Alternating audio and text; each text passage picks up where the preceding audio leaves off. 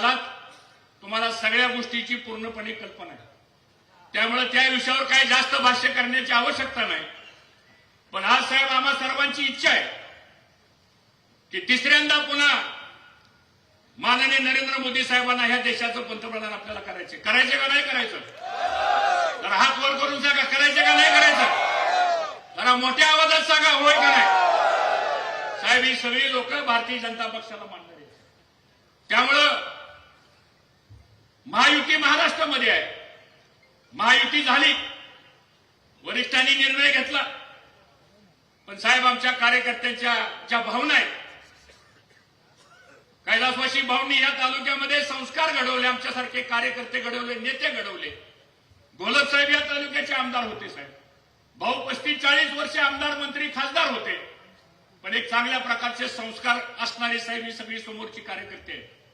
साहेब ही परिस्थितीने गरीब आहेत, सामान्य माणसं आहेत. साहेब कुणी ठेकेदार नाही ह्याच्यामध्ये, कुणी कॉन्ट्रॅक्टर नाही ह्याच्यामध्ये, कुणी लाभार्थी नाही, कुणी मलिदावाला नाही. आहे का कोणी? सांगा मला तुम्ही. सगळी प्रामाणिक माणसं आहेत साहेब, पण स्वाभिमानी माणसं आहेत. आज साहेब या सगळ्या लोकांची अपेक्षा एवढीच आहे की महायुतीचा धर्म आम्ही पाळायचा, तर महायुतीचा धर्म आपल्या मित्र पक्षांनी सुद्धा पाळला पाहिजे, ही साधी माफक अपेक्षा आहे. आणि म्हणून या सगळ्या गोष्टीची चर्चा मला बऱ्याच पत्रकारांनी विचारलं की तुम्ही नाराज आहात, तुम्ही काय मागणं केलं? म्हणजे या इंदापूर तालुक्याचा स्वाभिमानी कार्यकर्ता कधी मागत नाही. सांगतो तुम्हाला, या इंदापूर तालुक्यातला स्वाभिमानी कार्यकर्ता हा कधी कुठली गोष्ट मिळण्याकरता म्हणून काम करत नाही. तर या इंदापूर तालुक्यातला स्वाभिमानी कार्यकर्ता तत्वानं, निष्ठेनं, आणि एकदा ठरलं तर ठरलंच, नाही ठरलं तर नाही ठरलं, ही भूमिका घेऊन काम करणारा इंदापूर तालुक्यातला साहेब कार्यकर्ता आहे. आणि म्हणून मागचा इतिहास सांगायचा नाही, कारण साहेब तुमच्या समोर इतिहास सांगून करायचं काय? कारण तुम्ही 19ला आपण बरोबर आलो, त्याच्या मागे साहेब आम्हाला, आम्ही भोळी बाबडी माणसं आहे, फार त्रास झाला आम्हाला साहेब, मला झाला, ह्यांना झाला. साहेब इथं आलेल्या माणसांचे साहेब 4-4 पिढ्याचे आमचे संबंध आहेत. मी नावानिशी सांगेन साहेब, ज्याच्या पंजोबानं आम्हाला मतदान केलं त्याचा नातू सुद्धा आज आपल्याला मतदान करतोय. हे ऋणानुबंध आपण का निर्माण केलं? तर एक रक्ताची नाती साहेब आपली तयार झालेली आहे. आणि म्हणून ह्या सगळ्यांचा संसार प्रपंच साहेब आपल्यावरती अवलंबून आहे. या सगळ्यांचा स्वाभिमान आपल्यावरती अवलंबून आहे. या सगळ्यांच्या अडचणी, सगळ्यांचे संकट तुमच्यावरती, आमच्यावरती अवलंबून आहेत. आणि म्हणून साहेब मिटिंग झाल्या आमच्या, मला बऱ्याच कार्यकर्त्यांनी विचारलं तुम्ही त्या बंद दारामध्ये काय चर्चा केली? आता सगळंच मला काही इथं स्पीकरवर सांगता येणार नाही, पण समजून घ्या बऱ्याच वेळा आपल्याला त्रास झालेला आहे. साहेब इथं या तालुक्यामध्ये खरंच साहेब आपण गृहमंत्री आहात, माझी कुणावर टीका करायची नाही, पण साहेब भ्रष्टाचाराच्या बाबतीमध्ये साहेब खरंच आपल्याला लक्ष घालावं लागेल. साहेब ही जनता त्रस्त झालेली आहे, भ्रष्टाचाराकरता त्रस्त झालेली आहे. साहेब सगळे पत्रकार साहेब या ठिकाणी बसलेत, कुणालाही विचारा साहेब, गृह खातं आपल्याकडे आहे. साहेब मोदी साहेबांच्या योजना, आपल्या योजना, साहेब तिथं खाली काम करत असताना साहेब सगळा ठेकेदाराचा एक मोठा कोंडवळा तयार झालेला आहे. आणि त्याचा सामान्य माणसाला, गावाला आज या ठिकाणी साहेब त्रास होतोय.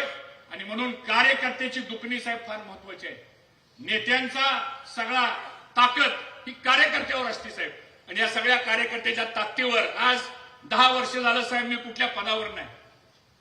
आणि म्हणून पदासाठी काम करणारे आम्ही कार्यकर्ते नाही. आज कुठल्या आम्ही अधिकारावर नाही, कुठलं संविधानिक पद माझ्याकडे नाहीये, ना आमच्या कुठल्या कार्यकर्त्याकडे पद नाही. पण नुसता निरोप जर दिला तर साहेब ही माणसं हजारोच्या संख्येनं का येतात? तर एकच आम्ही आयुष्यामध्ये निर्माण केलेला आहे, तो ह्या सामान्य माणसांचा विश्वास आपण संपादन केलेला आहे. त्या विश्वासाला साहेब आपण फक्त खबरदारी घ्यावी, त्याला तडा जाणार नाही, एवढी या सगळ्या जनतेच्या वतीने साहेब मला आपल्याला विनंती करायची आहे. आणि म्हणून माझी एकच आपल्या सर्वांच्या वतीनं साहेबांना सांगणं आहे की आज आपण जर पाहिलं असेल साहेब या तालुक्यामध्ये भाजपची ताकद वाढलेली आहे. या तालुक्यामध्ये भारतीय जनता पक्ष साहेब मागच्या वेळेस तुम्ही 9 सप्टेंबरला आम्हाला प्रवेश दिला आणि 15 दिवसामध्ये फॉर्म भरला साहेब. 1,12,000 मतं पडली. एक अपघात घडला, ठीक आहे, झाला. आणि आपण निवडणूक जिंकता जिंकता निवडणूक आपण हरलो. पण याचा अर्थ असा नाही की आपलं सगळंच काय संपलेलं आहे म्हणून. आणि म्हणून ताट मानेनं सगळेजण उभा राहा. आता येणाऱ्या पुढच्या काळामध्ये पुन्हा एकदा हा इंदापूर तालुका भारतीय जनता पक्षाच्या मागे ताकदीने उभं केल्याशिवाय आम्ही राहणार नाही. ही भूमिका तुम्हाला मला सर्वांना घ्यावी लागणार आहे. आणि म्हणून साहेब चर्चा झाली, तुमची आणि माझी पण चर्चा झाली. तुम्ही मला म्हणाला, केंद्रीय नेतृत्व मला म्हणालं, तुम्ही काय काळजी करू नका, इंदापूरच्या संदर्भामध्ये आम्ही योग्य निर्णय घेऊ. ठीक आहे, तुम्ही आमचे नेते आहात, तुम्हाला पण काही अडचणी आहेत. आज आम्हाला सुद्धा कमीपणा वाटतो, तुमचा एवढा व्यस्त वेळ एका तालुक्याकरता आपण इतका वेळ दिला. पेरुशी साहेब, तुम्ही सगळे कार्यकर्ते आमचे बोलवले, मुंबईला बोलवले, काही कार्यकर्ते नाराज झाले, आम्हाला का बोलवलं नाही? कारण मला माहित होतं सागर बंगल्यावर किती 100, 200, 300 माणसं बसू शकतील, आणि म्हणून वेळेअभावी, जागेअभावी आम्ही सगळ्यांना काही सांगू शकलो नाही. पण नंतर साहेबांनी सांगितलं, अजितदादा पवार, मी आणि देवेंद्र फडणवीस साहेब अशी आमची तिघाची बैठक झाली. 2-2.5 तास बैठक झाली. तुमच्या सगळ्याच्या मनामध्ये जे प्रश्न आहेत असे 50 प्रश्न मी त्यांच्यासमोर मांडले, त्या सगळ्या शंका मांडल्या, सगळे विषय मांडले. ते सगळे विषय साहेबांच्या कानावर गेलेत, त्याची पुन्हा पुनरावृत्ती करावी यासाठी आजची ही सभा नाही. पण या सगळ्या प्रश्नांची चर्चा झाल्यानंतर मी साहेबांना एकच विनंती केली की साहेब, तुम्ही आता इथून पुढे इंदापूर तालुक्यातल्या भारतीय जनता पक्षाचं पालकत्व हे फक्त देवेंद्र फडणवीस साहेबांनी स्वीकारावं, आणि या तालुक्यावर भविष्यामध्ये साहेब कुठं अन्याय होणार नाही एवढी खबरदारी साहेब आपण घ्या. महायुती झालेली आहे. महायुतीमध्ये आता आमच्या तालुक्यात साहेब जो राष्ट्रवादी काँग्रेस पक्ष होता त्यात 2 भाग झाले. आता त्यातला कोणाच्या भाग किती भाग आहे हे काय त्याचा अभ्यास आम्ही करणारी माणसं नाही. आमचा रोल आहे फक्त भारतीय जनता पक्षाच्या कार्यकर्त्याचं मतदान जे आहे. आणि म्हणून आता साहेब बोलतील आपल्याशी, मी जास्त वेळ आपला घेणार नाही. आणि साहेब, लोक आले की तुमचं ऐकायला आले, कारण ह्या लोकांचा पूर्ण विश्वास हा माझ्यापेक्षा तुमच्यावर जास्त आहे.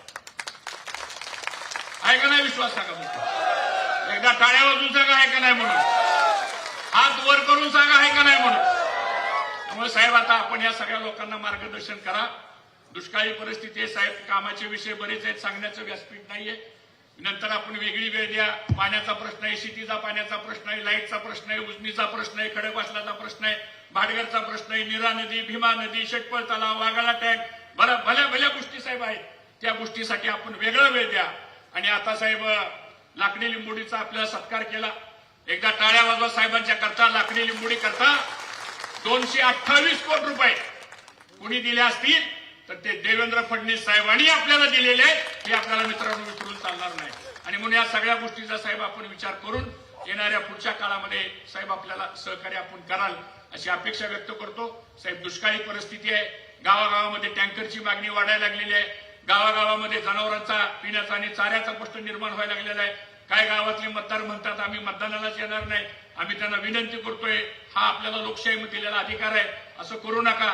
त्यामुळं काही अधिकारी म्हणतात आचारसंहिता आहे. आम्ही त्यांना सांगितलं रेव्हेन्यू स्केअरसिटी किंवा त्या मॅन्युअल प्रमाणे इलेक्शन कोडमध्ये दुष्काळाच्या कामाला मदत करायला काहीच अडचण नाही. तर आपण आपल्या मार्फत सूचना द्याव्यात. आणि रोजगार हमीची काही कामं असतील, छोट्या छोट्या गोष्टी साहेब आहेत, पण या सामान्य माणसांच्या करता साहेब महत्वाच्या आहेत. या सगळ्या गोष्टीचं आपण योग्य लक्ष देऊन काम कराल अशी अपेक्षा व्यक्त करतो. जाता जाता साहेब, इथं एक 4-5 प्रश्न आमचे आहेत. आणि या 4-5 प्रश्नामध्ये एकतर साहेब गावगावच्या कार्यकर्त्यांच्या विकास कामाला साहेब निधी मिळत नाही.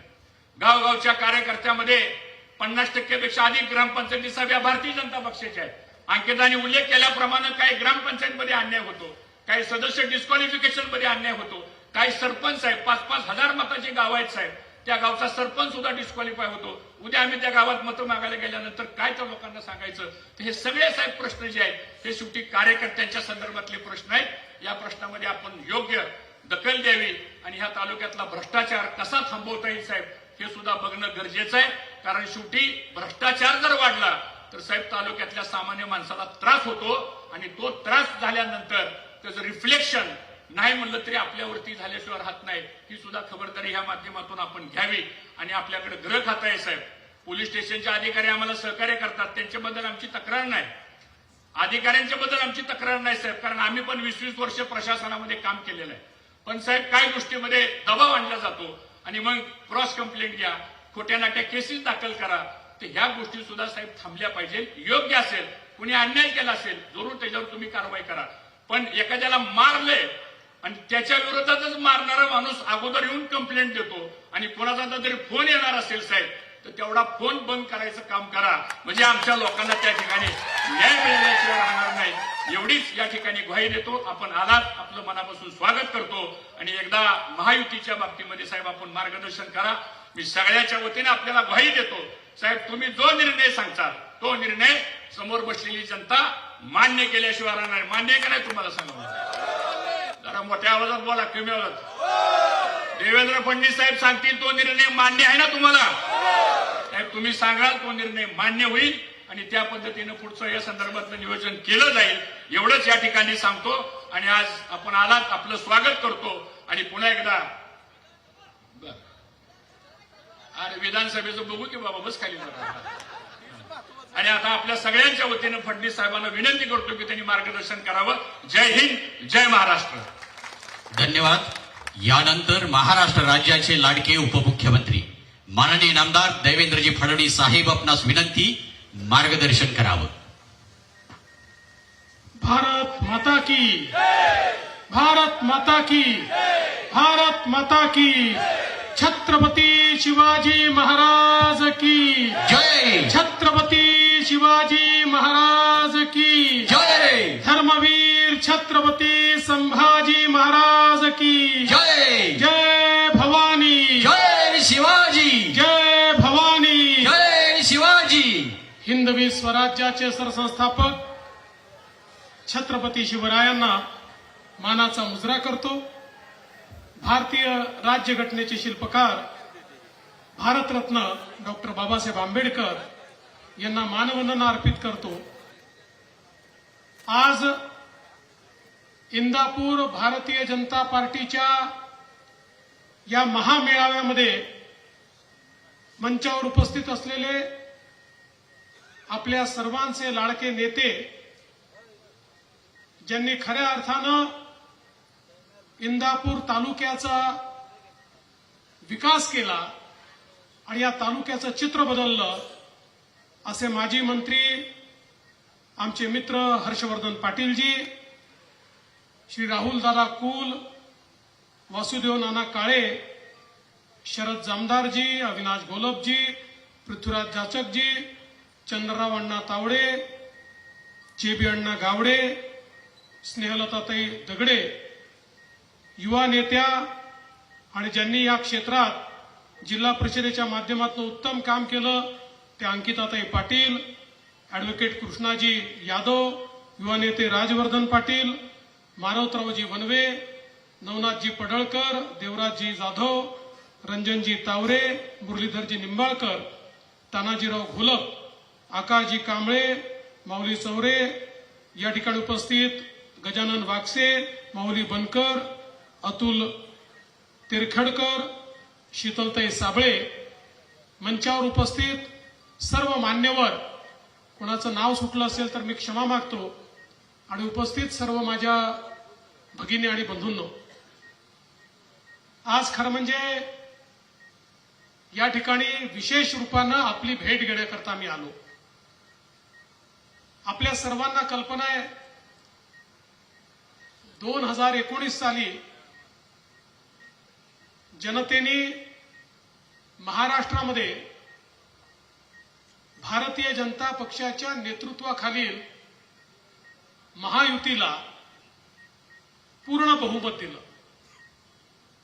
दुर्दैवाने त्यावेळी आपल्या इंदापूर तालुक्यामध्ये छोटासा अपघात झाला. आमचे 25 वर्षाचे स्नेही असलेले हर्षवर्धनजी आमच्या आग्रह खातर 2019 साली भारतीय जनता पक्षामध्ये आले आणि भारतीय जनता पक्षाच्या कमळ चिन्हावर त्यांनी निवडणूक लढवली. वेळ कमी पडला, वेगळ्या प्रकारचं राजकारण झालं आणि अगदी 2000 मताने या ठिकाणी हर्षवर्धनजींना पराभव स्वीकारावा लागला. मनाला बोचणारा पराभव होता. आम्हाला सगळ्यांना पूर्ण अपेक्षा होती की हर्षवर्धनजी निवडून येतील, पण 2019 हे वर्षच अनपेक्षित घटनांचं वर्ष होतं. आपल्याला कल्पना आहे की पूर्ण बहुमत मिळाल्यानंतर देखील आपल्यासोबत आणि विशेषतः जनतेच्या मतांसोबत, जनतेच्या मॅन्डेट सोबत एक षडयंत्र झालं आणि त्या ठिकाणी वेगळ्या प्रकारचं सरकार हे स्थापन करण्यात आलं. जे लोक एकमेकाच्या विरोधात लढले होते त्या लोकांनी केवळ खुर्ची करता,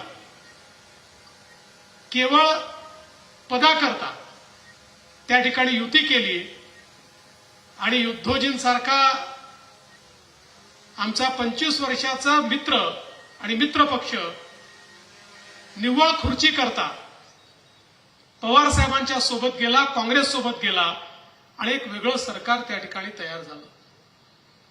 बंधू भगिनींनो, 2.5 वर्ष हे सरकार चाललं आणि त्या काळामध्ये एक मोठा संघर्ष आपल्याला करावा लागला. आपल्याला कल्पना आहे, सातत्याने कोरोनाचा काळ असो की इतर काळ असो, ज्या प्रकारचा अन्याय हे सरकार सामान्य जनतेवर करत होतं, ज्या प्रकारचा व्यवहार या सरकारचा आपल्याला पाहायला मिळत होता, ज्या प्रकारची वसुली या सरकारच्या माध्यमातून चालली होती, महाराष्ट्राच्या इतिहासातील सर्वात मोठं वसुली सरकार हे 2.5 वर्ष त्या ठिकाणी आपल्याला पाहायला मिळालं. आणि त्याच वेळी आपल्याला कल्पना आहे की ज्या प्रकारचं राजकारण होत होतं ते सहन न झाल्यामुळे एकनाथरावजी शिंदे साहेब यांनी निर्णय केला की आता या महाविकास आघाडीमध्ये मी राहू शकत नाही. श्रद्धेय बाळासाहेब ठाकरेंनी ज्या उद्देशाने शिवसेना स्थापन केली, केवळ खुर्ची करता त्या उद्देशाला त्या ठिकाणी काळीमा फासण्याचं काम चाललं असेल आणि केवळ पुत्राकरता अशा प्रकारचे निर्णय त्या ठिकाणी होत असतील तर मी यांच्यासोबत कसा राहू असा विचार करून माननीय शिंदे साहेब हे शिवसेना घेऊन, संपूर्ण पक्ष घेऊन त्या ठिकाणून बाहेर पडले आणि आपण महायुतीचं सरकार पुन्हा एकदा या महाराष्ट्रामध्ये स्थापन केलं. हे सरकार स्थापन झाल्यानंतर आपल्याला कल्पना आहे की आपण अतिशय धडाडीने कामं करत होतो, पण त्याच वेळी राष्ट्रवादी काँग्रेसमध्ये देखील काही वेगळं घडत होतं. त्याही ठिकाणी काही खतखत होती, काही अस्वस्थता होती. त्याही ठिकाणी लोकांचं मत होतं आणि विशेषतः अजितदादा पवारांचं मत होतं की आता जर आपल्याला विकासाकडे जायचं असेल तर या देशामध्ये नरेंद्र मोदीजींच्या शिवाय दुसरा कोणी विकास करू शकत नाही. देश आणि महाराष्ट्राकरता मोदीजींच्या समवेत जाणं हेच सर्वसामान्यांच्या भल्याकरता हा निर्णय असेल. आणि म्हणून सातत्याने त्यांच्या पक्षातली मागणी वाढत होती की आपणही मोदीजींसोबत गेलं पाहिजे. आणि त्याचाच परिणाम असा झाला की शेवटी त्याही पक्षातल्या मेजॉरिटीने, बहुतांश लोकांनी हा निर्णय केला की आता आम्ही महाविकास आघाडीसोबत राहू शकत नाही, आम्हाला मोदीजींसोबत देशाच्या मुख्य धारेमध्ये काम करायचं आहे. आणि ते लोक देखील आपल्या सोबत आले. आता मला सांगा, जर कोणी आपल्या सोबत आलं तर त्याला घेतलं पाहिजे की नाही घेतलं पाहिजे? आपली शक्ती वाढवली पाहिजे की नाही वाढवली पाहिजे? एक संघटित पद्धतीनं या ठिकाणी आपल्याला मोदीजींची ताकद वाढवणं हे गरजेचं होतं. आणि म्हणून आपण निर्णय केला आणि अजितदादांना देखील सोबत घेतलं, राष्ट्रवादी काँग्रेस पक्ष देखील सोबत आला. आणि हे खरंय, त्याच्याने ताकद वाढली. पण काही ठिकाणी तसं तर राष्ट्रवादी काँग्रेसशीच बहुतांश ठिकाणी आपला संघर्ष होता आणि काही ठिकाणी तो टोकाचा संघर्ष होता. आपल्या इंदापूर सारख्या भागामध्ये मला याची कल्पना आहे की एक टोकाचा संघर्ष अनेक वर्ष सामान्य कार्यकर्ता हा त्यांच्या कार्यकर्त्यांशी करत होता. त्यामुळे साहजिक होतं की या कार्यकर्त्यांना त्या ठिकाणी त्यांच्यामध्ये एक भावना तयार होणं की ज्यांच्याशी आम्ही वर्षानुवर्ष लढतोय, आता त्यांच्यासोबत काम करायचं कसं. मला आठवतं की निर्णय ज्यावेळेस झाला त्यावेळेस 3-4 लोकांनाच मी बोलवलं, कारण मला माहिती होतं की ज्या लोकांनी इतका संघर्ष केलाय त्यांची काय अडचण होणार आहे, त्यांना काय भोगावं लागणार आहे, त्यांना काय उत्तरं द्यावी लागणार आहे, त्यांना कसे कार्यकर्ते सांभाळावे लागणार आहेत. त्या 3-4 लोकांपैकी एक हर्षवर्धन पाटील होते, ज्यांना मी बोलवून घेतलं आणि त्यांना सांगितलं, हर्षवर्धनजी, मोदी साहेबांकरता आपल्याला हा निर्णय करायचा आहे. मला कल्पना आहे तुम्हाला त्रास होणार आहे, तुमच्या कार्यकर्त्यांना त्रास होणार आहे, पण शेवटी आपलं ध्येय काय आहे? आपलं ध्येय विकास आहे, आपलं ध्येय विकसित भारत आहे, आपलं ध्येय विकसित महाराष्ट्र आहे. या महाराष्ट्रात आणि देशात राहणाऱ्या दीन, दलित, गोरगरीब, आदिवासी, शेतकरी, शेतमजूर, अल्पसंख्याक, ओबीसी, मराठा, धनगर, सगळ्या समाजातल्या 18 पगड जातीच्या लोकांना पुढे नेण्याकरता देशाचं नेतृत्व जर इतक्या चांगल्या प्रकारे काम करत असेल तर त्यांच्या पाठीशी महाराष्ट्र उभा करावा लागेल. आणि महाराष्ट्र उभा करायचा असेल तर संघटित शक्तीने आपल्याला उभं करावं लागेल. कालपर्यंत जे आपल्या अजेंड्याचा विरोध करत होते ते जर आज आपला अजेंडा मान्य करत असतील, मोदीजींचं नेतृत्व मान्य करत असतील, तर आपण त्यांना सोबत घेतलं पाहिजे. हर्षवर्धनजींनी सांगितलं, मला त्रास होईल साहेब, माझ्या कार्यकर्त्यांना माझ्यापेक्षा जास्त त्रास होईल. मला त्यांचं वाक्य आठवतं, ते म्हणाले, नेत्यांना युती करणं सोपं असतं पण कार्यकर्त्यांना युती करणं फार कठीण असतं, कारण जमिनीवर ते लढले असतात. पण त्यांनी मला सांगितलं, हे जरी असलं तरी एकेका कार्यकर्त्याला मी समजावेन. भारतीय जनता पक्षाची ताकद या इंदापूर तालुक्यामध्ये या ठिकाणी हर्षवर्धनजी आल्यानंतर मोठ्या प्रमाणात वाढली. एक मोठा भारतीय जनता पक्ष आपण या ठिकाणी तयार केला, मजबूत केला, जो स्वतःच्या भरोशावर या ठिकाणी क्रांती करू शकतो. अशा प्रकारचा भारतीय जनता पक्ष या इंदापूर तालुक्यामध्ये आपल्या जुन्या कार्यकर्त्यांसमवेत जसे हर्षवर्धनजी आले आणि आपल्यापैकी अनेक लोक आले, तसा तो भारतीय जनता पक्ष एक मजबूत पक्ष या ठिकाणी तयार झाला. पण शेवटी एका मोठ्या ध्येयाकरता आपण सगळे काम करत असताना आपण त्यांना सोबत घेतलं. पण त्याही वेळी आणि काल परवा माझ्याकडे ज्यावेळी इंदापूर तालुक्यातले 150-200 प्रमुख कार्यकर्ते आले होते आणि खूप चर्चा झाली, मी सगळ्यांचं म्हणणं ऐकून घेतलं, सगळ्यांच्या शंका समजून घेतल्या आणि माझ्या मनात काय ते देखील मी बोलून दाखवलं. सगळ्या गोष्टी इतक्या मोठ्या लोकांसमोर बोलता येत नाही आणि माध्यमांसमोर तर बोलताच येत नाही. माध्यमांना मी दोष देत नाही, पण शेवटी काय इंटरप्रिटेशन जाईल हे सांगता येत नाही. पण मी सगळ्यांचं म्हणणं ऐकून माझ्या मनात काय आहे मी सांगितलं. मी तुम्हाला आज विश्वास देण्याकरता आलोय. या ठिकाणी हर्षवर्धनजींनी सांगितलं की इंदापूर तालुक्याचं पालकत्व स्वीकारा. हर्षवर्धनजी वयाने माझ्यापेक्षा मोठे आहेत, माझ्या 5 वर्ष आधी ते आमदार झाले, माझ्या आधी ते मंत्री झाले, पण माझे ते मित्र आहेत आणि म्हणून त्या मित्रत्वाच्या नात्यातनं मी एवढंच सांगतो की केवळ इंदापूर तालुक्याचं नाही, हर्षवर्धन पाटलांसहित इंदापूर तालुक्याचं पालकत्व स्वीकारण्याकरता या ठिकाणी मिळालं.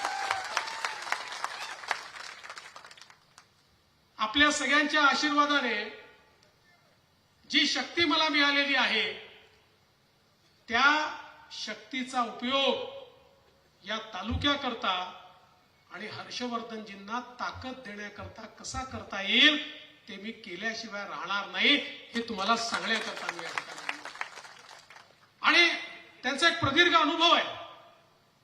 आज आपल्याला कल्पना आहे की आम्ही इतके वर्ष काम केलं, आता विधानमंडळात मलाही 25 वर्ष झाले, पण एक मंत्री म्हणून त्यांचं कार्य मी जवळून बघितलं आणि विशेषतः विधानमंडळातही सर्व पक्षाच्या नेत्यांना सांभाळून घेणारा मंत्री म्हणून त्यांच्याकडे पाहिलं जायचं. त्यांचं वय जास्त नव्हतं, पण त्यांच्यापेक्षा वयाने आणि अनुभवाने मोठे जे लोक होते त्यांनाही हर्षवर्धन पाटील एक हक्काचं घर वाटायचं, एक हक्काचा व्यक्ती वाटायचा, ही हातोटी त्यांच्या कामामध्ये आहे. आणि म्हणूनच आज आपण एका मोठ्या लढाईकडे चाललोय. काही लोकांना असं वाटतं की बारामतीची लढाई ही पवार साहेब आणि अजितदादांची आहे. काही लोकांना असं वाटतं की बारामतीची लढाई ही सुप्रियाताईंची आणि सुनेत्रा वहिनींची आहे.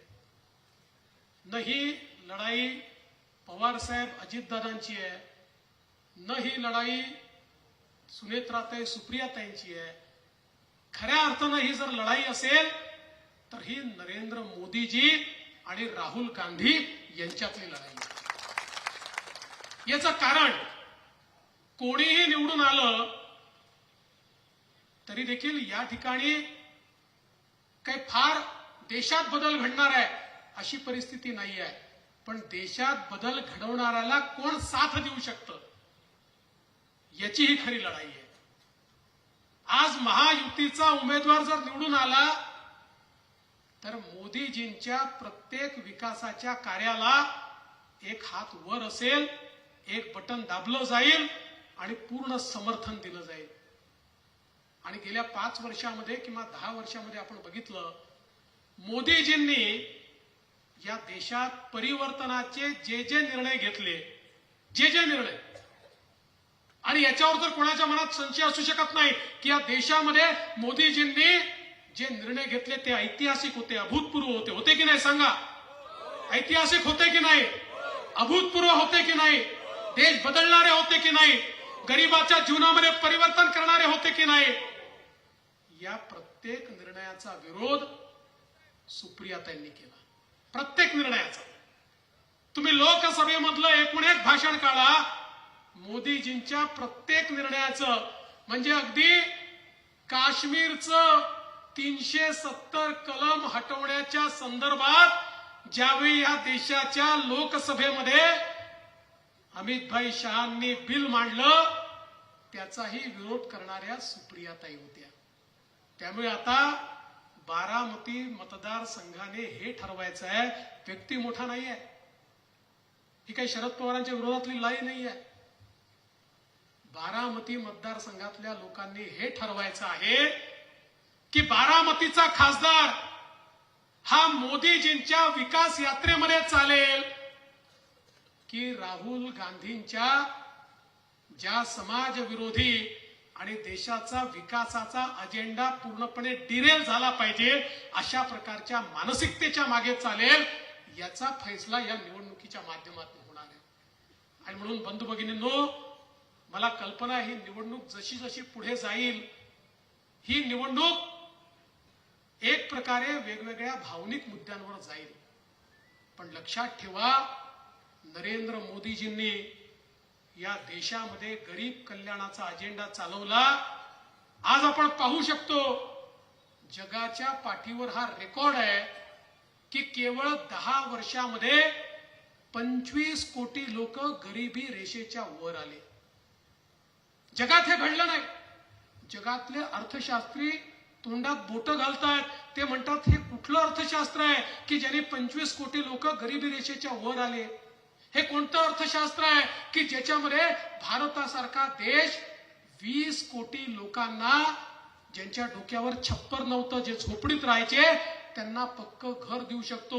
हे कोणतं अर्थकारण आहे की 75 वर्षानंतर ज्या 50 कोटी लोकांना पिण्याचं पाणी नव्हतं, ज्यांना हंडे घेऊन विहिरीवर नाहीतर तलावावर जावं लागायचं, नदीवर जावं लागायचं, अशा 50 कोटी लोकांना शुद्ध पिण्याचं पाणी त्यांच्या घरी मिळालं? हे कोणतं अर्थकारण आहे? हे कोणतं अर्थकारण आहे की गरीबाला त्याच्या घरी शौचालय मिळालं, त्याच्या घरी गॅस मिळाला? हे कोणतं अर्थकारण आहे की ज्याच्यामध्ये 50 कोटी पेक्षा जास्त लोकांना मुद्राचं लोन मिळालं आणि ते आपल्या पायावर उभे राहिले? आणि त्याहीपेक्षा या देशामध्ये महिलांच्या अधिकारितेकरता यापूर्वी कधीच असं घडलं नव्हतं. 31 कोटी महिलांना मुद्राचं लोन मिळालं आणि 31 कोटी महिला, आणि महिला ज्यावेळेस आपल्या पायावर उभ्या राहतात त्यावेळेस तो परिवार आपल्या पायावर उभा राहतो. त्या 31 कोटी परिवारांना आपल्या पायावर उभं करण्याचं काम हे मोदीजींनी या ठिकाणी करून दाखवलं.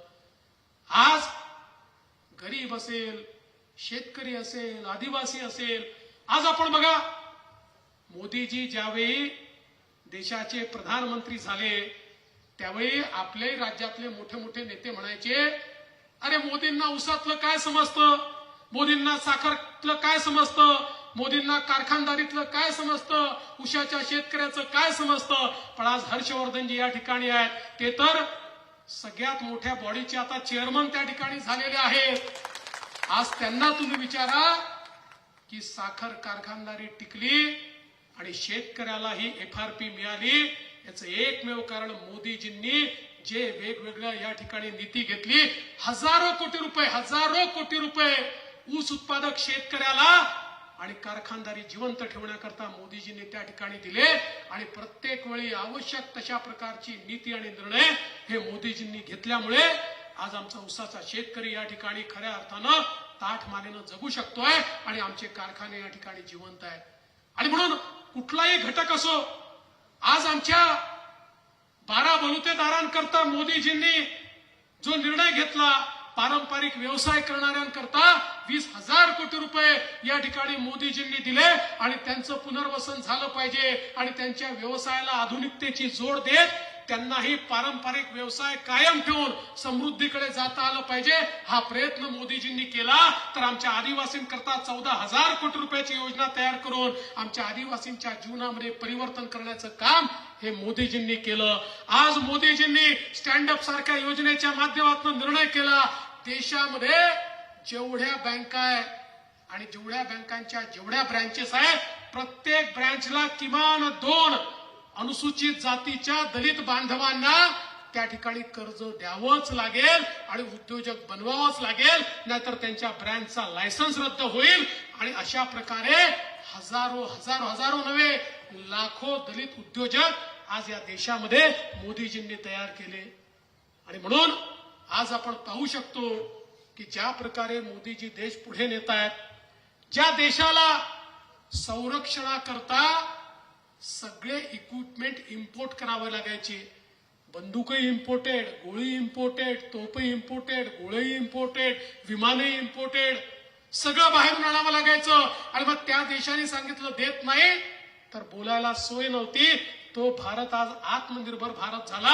आज भारताने असं मिसाईल तयार केलं की भारतातनं ते मिसाईल सोडलं 7,000 किलोमीटरवर जे टार्गेट दिलाय ते टार्गेट ध्वस्त करू शकतं. अशा प्रकारचं मिसाईल आज भारताने तयार करून दाखवलं. आज भारत या ठिकाणी डिफेन्सचे इक्विपमेंट एक्सपोर्ट करतोय आणि एवढी आपली ताकद भारताने वाढवली आहे. आता चीन किंवा पाकिस्तान भारताकडे वाकडी नजर करून पाहू शकत नाही, त्यांची हिंमत नाही. अशा प्रकारची भारताची स्थिती आहे. आपण बघितलं आज G20च्या माध्यमातून मोदीजींनी वैश्विक नेता म्हणून आपली एक त्या ठिकाणी प्रतिमा तयार केली आणि आफ्रिकन देश असतील किंवा विकसनशील देश असतील ते स्पष्टपणे सांगतात आमचे नेते मोदीजी आहेत.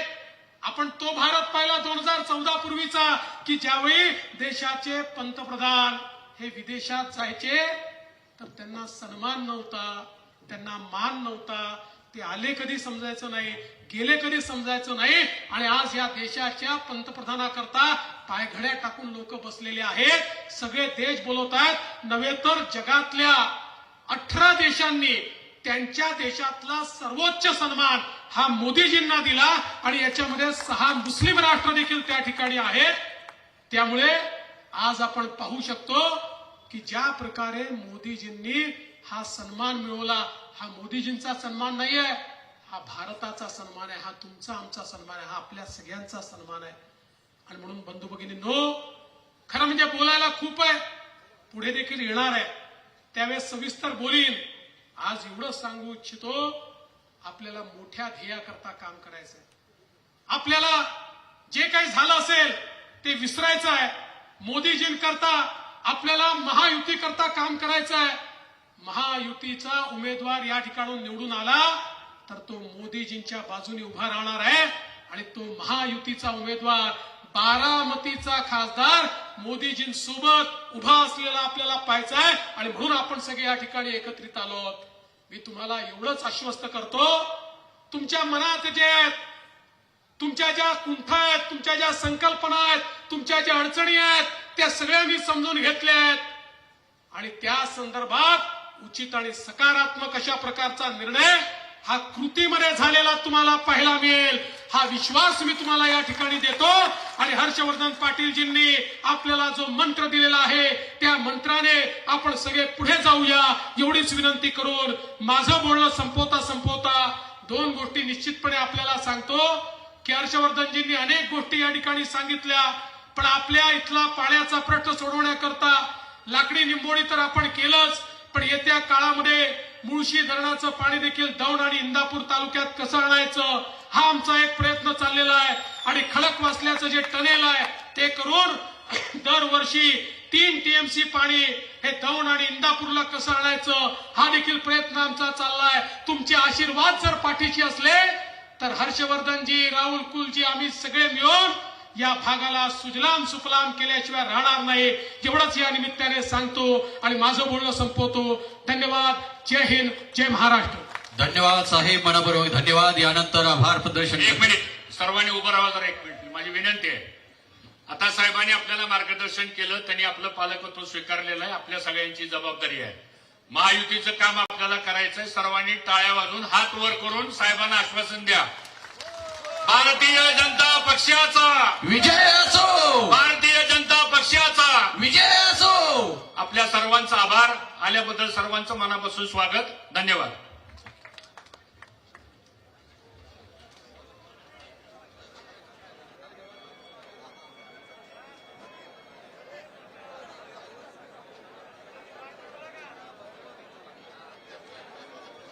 Hello hello hello. गेटमधून बाहेर जात